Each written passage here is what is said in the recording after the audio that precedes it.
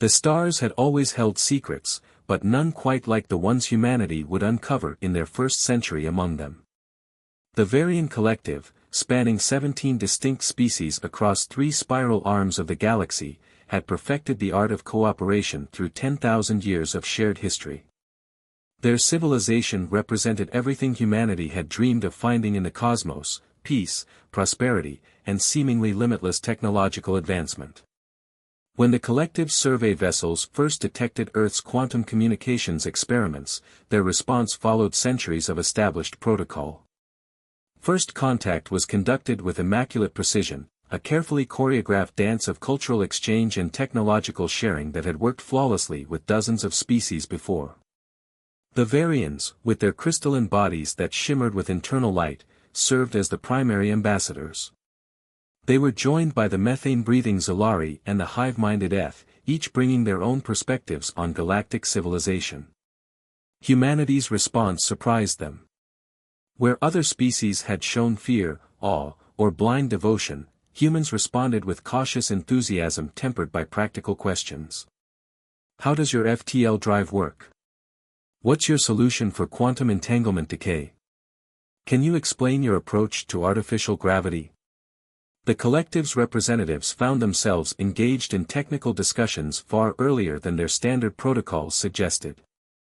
Dr. Sarah Chen, heading Earth's primary contact team, noticed the first discrepancy during a routine data exchange. The Collective's historical archives, while extensive, contained subtle inconsistencies in their population statistics. Species that had joined the Collective sometimes showed unexplained drops in their numbers, written off as natural disasters or internal conflicts. But the patterns were too regular, too precise. While the official integration of Earth into the Collective proceeded smoothly, Chen assembled a small team to dig deeper. They found their first solid lead in the archives of the Nexari, an avian species that had declined membership in the Collective 3 centuries earlier. The Nexari had vanished shortly after, their entire civilization allegedly lost to a stellar phenomenon. But human analysts noted that the Collective's technology level had jumped significantly in the following decades. The truth emerged piece by piece. The Collective wasn't just a political alliance, it was a careful cultivation project. Species were invited in, evaluated, and if found wanting, they were quietly removed. Their technologies were absorbed, their populations relocated, and their histories rewritten. The Collective maintained its peace not through diplomacy but through ruthless efficiency. Captain Miguel Ramirez of the Earth Defense Force discovered the processing centers purely by accident. His patrol ship, the EDF Magellan, had been mapping quantum wake signatures in what should have been empty space when they detected the facility. Massive industrial complexes, hidden in the gaps between spiral arms, were systematically breaking down entire civilizations for resources and knowledge. The Collective's response to being discovered was immediate and absolute. Their ships, far superior to anything humanity had yet developed, appeared in orbit around Earth without warning. The Varian High Commissioner, their crystalline form now pulsing with angry red light, delivered an ultimatum: accept full integration into the Collective, including population optimization, or face immediate elimination. They had made this same demand of countless civilizations before. The answer had always been the same: submission or extinction. But humanity, true to form, chose a third option.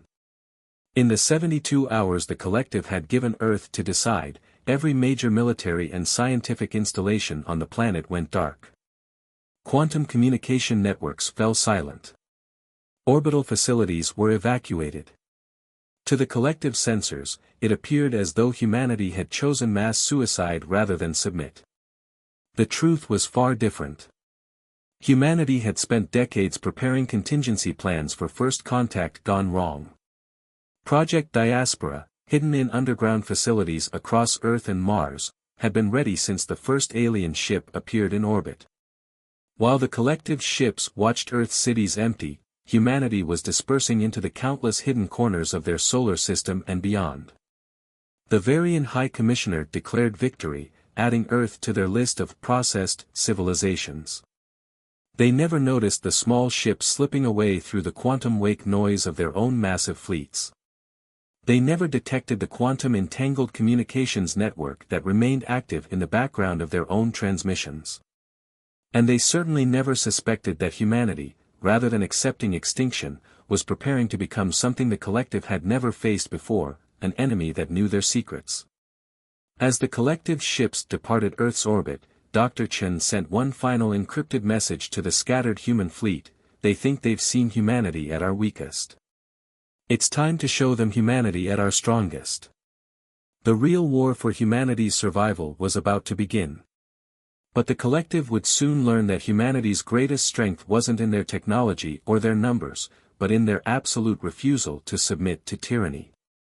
They were about to learn why every human child grew up hearing stories about underdogs and impossible victories. The stars had always held secrets. But humanity was about to become the most dangerous secret of all. Humanity's disappearing act lasted exactly 3 standard galactic months before the first strike. The collective's primary shipyard at Centauri Prima disappeared in a flash of quantum interference that their sensors couldn't explain. One moment, the massive construction facility was processing the remains of another, optimized, civilization. The next, it was simply gone, leaving behind only a cloud of rapidly dispersing particles and a lot of very confused Varian administrators. The collective had never faced an insurgency before. Their technological superiority had always guaranteed quick victories. But humanity had centuries of experience fighting against superior forces, and they had spent those 3 months studying every scrap of data they could gather about collective technology. More importantly, they had discovered its fundamental weakness: arrogance. Admiral Jessica Torres, commanding the resistance from the mobile headquarters she'd dubbed Haven, had learned warfare at the knee of her grandmother, a guerrilla fighter in the resource wars of the 2090s. The bigger they are, she would often remind her staff, the harder it is for them to look down. The collective sensors were designed to detect large energy signatures and massive fleet movements. They never thought to look for small ships running cold, using minimal power, and moving slowly through normal space. The human fleet had fragmented into hundreds of tiny cells, each operating independently but coordinated through quantum-entangled communications that the collective couldn't detect. Each cell had a simple mission: observe, analyze, and strike only when success was certain. They called it Operation Ghost Dance, after the historical Native American resistance movement. The collective's response to losing their shipyard was predictable: they sent massive fleets to patrol their major installations. This only made Torres smile. Every ship in those patrol fleets required resources to operate, resources that had to be transported from their processing centers. The supply lines became humanity's next target. Dr. Chen, now operating from a hidden research station in the Oort cloud, made the next breakthrough. The collective's quantum drive technology had a distinctive signature, one that their sensors filtered out as background noise. By modifying their own drives to match this signature exactly, human ships could move undetected through collective space. They called it the Ghost Protocol. The first major battle of what would become known as the Shadow Wars took place near the remnants of what had once been the Nexari homeworld. A collective resource transport, carrying the processed remains of 3 civilizations, found itself suddenly surrounded by 30 human vessels that seemed to materialize from nowhere. The transport's crew surrendered without a fight, more shocked by the fact that they'd been detected than by the attack itself. What the humans found aboard that transport changed everything. The resources weren't just processed technology and materials. The collective had found a way to store and transfer consciousness itself, harvesting the combined knowledge and experience of entire civilizations. They weren't just conquering species, they were absorbing them completely. The discovery sent shockwaves through the human resistance. Many wanted to destroy the consciousness storage devices, seeing them as an abomination. But Dr. Chen saw another possibility. With careful modification, these devices could be used to restore what the collective had stolen. The human fleet had just become a rescue operation. The collective's leadership, for the first time in their long history, began to feel fear. Their carefully maintained image of invincibility was cracking. Reports of ships vanishing, supplies being redirected, and even entire facilities disappearing became more frequent. But worse than the physical losses was the spreading knowledge of their true nature. Other species within the collective began to ask questions that had been carefully suppressed for millennia. The turning point came when a human strike team, led by Captain Ramirez himself, managed to infiltrate one of the collective's primary data cores. They didn't destroy it.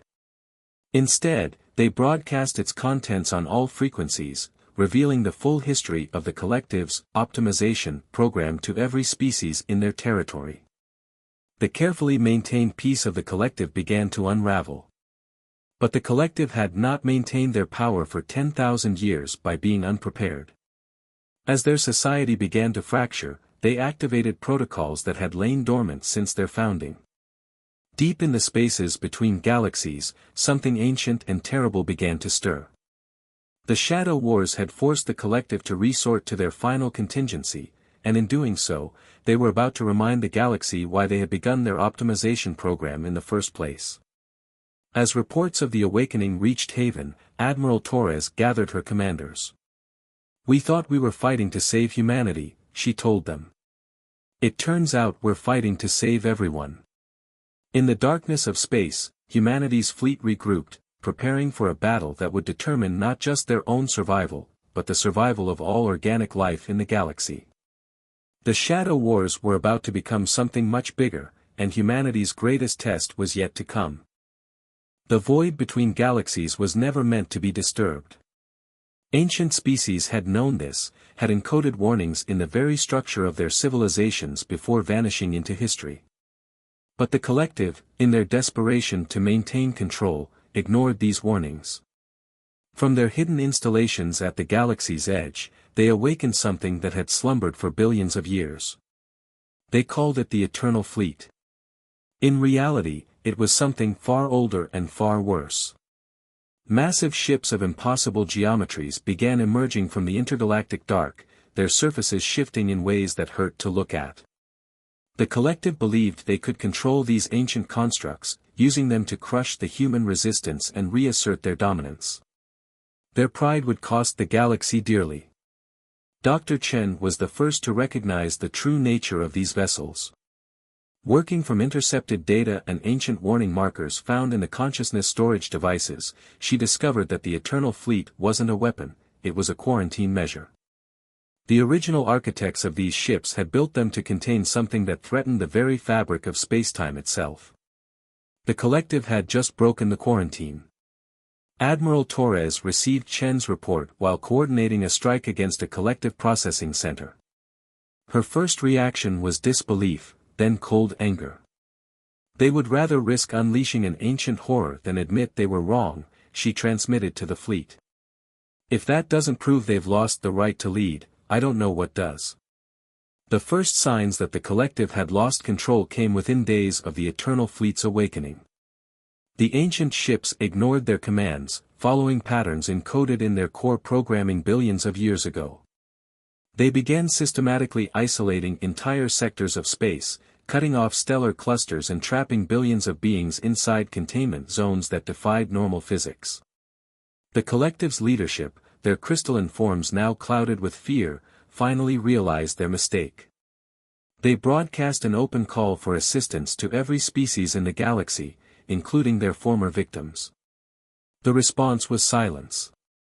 Centuries of oppression and optimization had left them without allies in their moment of greatest need.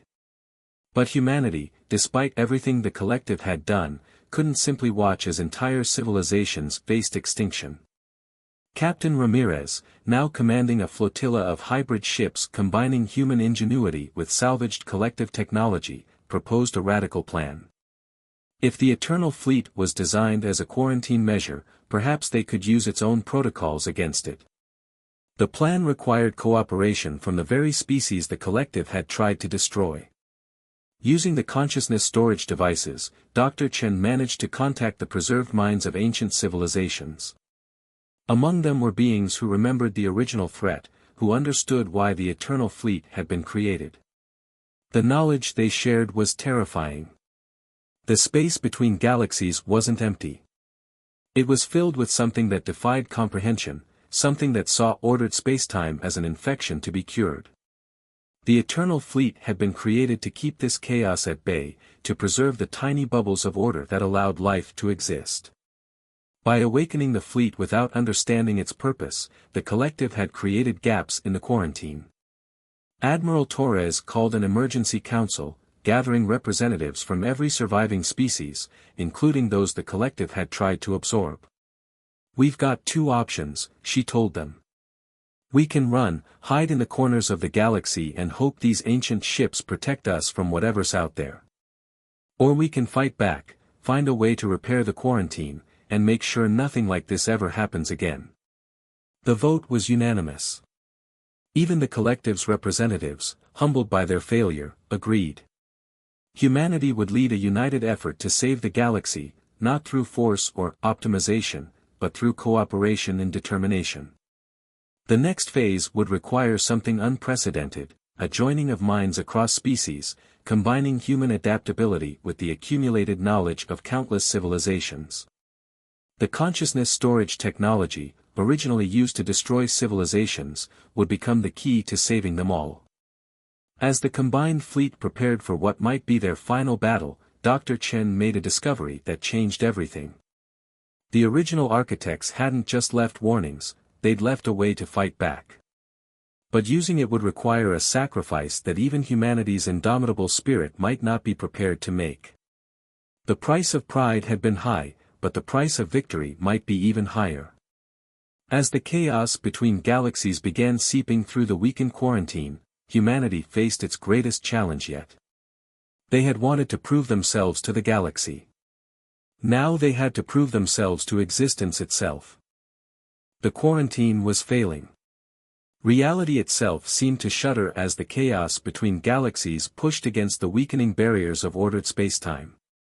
The Eternal Fleet, its ancient protocols confused by the collective's interference, could no longer maintain the containment alone.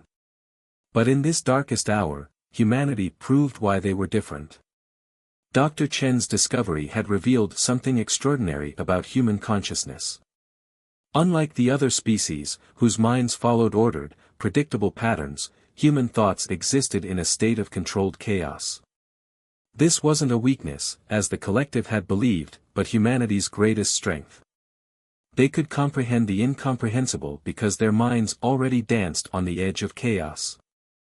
Admiral Torres stood on Haven's observation deck, watching as space itself seemed to fold and twist in impossible ways. The combined fleet of all surviving species had gathered, the largest assemblage of ships in galactic history. But conventional weapons would be useless against what they faced. This battle would be fought with consciousness itself. The plan was either brilliant or insane, exactly the kind of thinking that had defined humanity's approach to impossible problems. Using modified versions of the collective's consciousness storage devices, they would create a network of human minds, interfaced with the preserved knowledge of ancient species.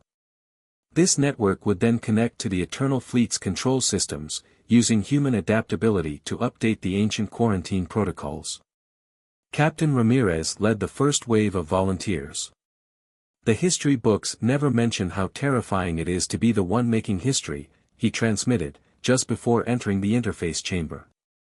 One by one, thousands of humans joined their consciousness to the network. Each connection made the network stronger, more adaptable, more capable of understanding the patterns of chaos they had to contain. The collective's representatives watched in awe as humans willingly risked their sanity to save the same galaxy that had tried to destroy them. The Varians, their crystalline forms resonating with complex emotions, finally understood what they had failed to see before. Humanity's apparent chaos, their unpredictability, their stubborn refusal to follow logical patterns, these weren't flaws to be optimized away.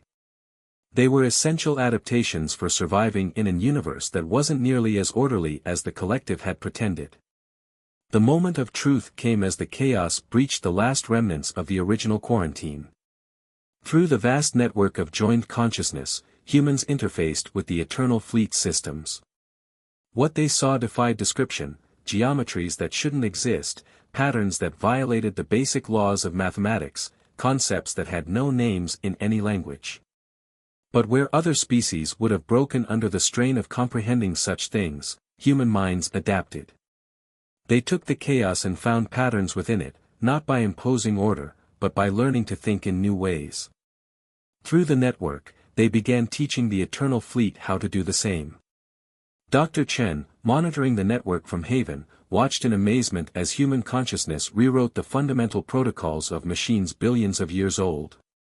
The Eternal Fleet began to move in new ways, no longer trying to simply contain the chaos, but working with it, channeling it, creating new forms of quarantine that could flex and adapt rather than simply resist. The price was high. Many of the networked humans would never be quite the same, their minds forever altered by glimpsing realities beyond normal comprehension. But they succeeded where the ancient architects had failed. The new quarantine wasn't perfect, wasn't absolute, but it was sustainable. Like humanity itself, it thrived by adapting rather than by imposing rigid order. As the crisis subsided, the galaxy faced a new reality. The collective's age of forced optimization was over. In its place, a new galactic society began to emerge, one that recognized the value of diversity, of controlled chaos, of minds that could think in ways that defied logic yet achieved the impossible. Admiral Torres addressed the combined fleet one last time. We came to the stars hoping to find answers. Instead, we found questions no one else dared to ask. That's humanity's gift to the galaxy, not our technology, not our strength, but our willingness to face the impossible and find a way to make it possible. But even as the galaxy celebrated its salvation, Dr. Chen made one final discovery in the ancient data. The chaos between galaxies wasn't just a threat, it was a test. And humanity's response to it had just drawn the attention of something far beyond their comprehension.